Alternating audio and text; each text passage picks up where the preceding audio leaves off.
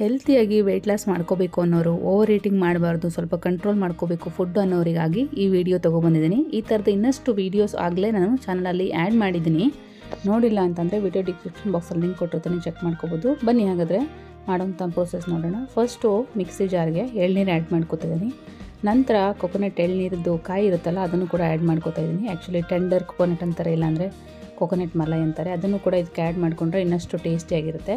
ನಂತರ ಒಂದಷ್ಟು ಸೇಬು ಸಿಪ್ಪೆ ತೆಗೆದು ಕಟ್ ಮಾಡಿ ಆ್ಯಡ್ ಮಾಡ್ಕೊಂಡಿದ್ದೀನಿ. ನಂತರ ಡೇಟ್ಸು 4ರಿಂದ 5 ಆ್ಯಡ್ ಮಾಡ್ಕೋತಾ ಇದ್ದೀನಿ. ಇಲ್ಲಿ ಹನಿ ಬೇಕಾದರೆ ಕೂಡ ನೀವು ಆ್ಯಡ್ ಮಾಡ್ಕೋಬೋದು, ಸ್ವೀಟ್ ಇಷ್ಟಪಡೋರು. ನಾನು ಅಲ್ಲಿ ಹನಿ ಆ್ಯಡ್ ಮಾಡ್ಕೊಂಡಿಲ್ಲ. ನೀರು ಆ್ಯಡ್ ಮಾಡ್ಕೊಳ್ದೇ ನುಣ್ಣಗೆ ಪೇಸ್ಟ್ ರೀತಿಲಿ ರುಬ್ಕೋಬೇಕಾಗುತ್ತೆ, ಸೋಸೋಂಥ ಅವಶ್ಯಕತೆ ಇಲ್ಲ.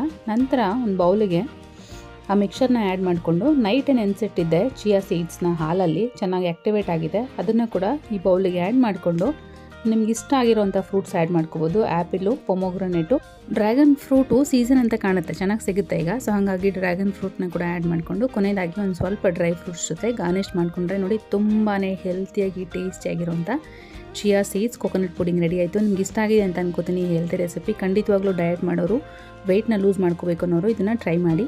ಇನ್ನಷ್ಟು ಈಸಿ ಆ್ಯಂಡ್ ಇಂಟ್ರೆಸ್ಟಿಂಗ್ ರೆಸಿಪೀಸ್ಗೋಸ್ಕರ ನನ್ನ ಚಾನಲ್ನ ಸಬ್ಸ್ಕ್ರೈಬ್ ಮಾಡ್ಕೊಳ್ಳೋದು ಮರ್ತೋಗ್ಬಿಡಿ. Thank you for watching this video and thank you for supporting.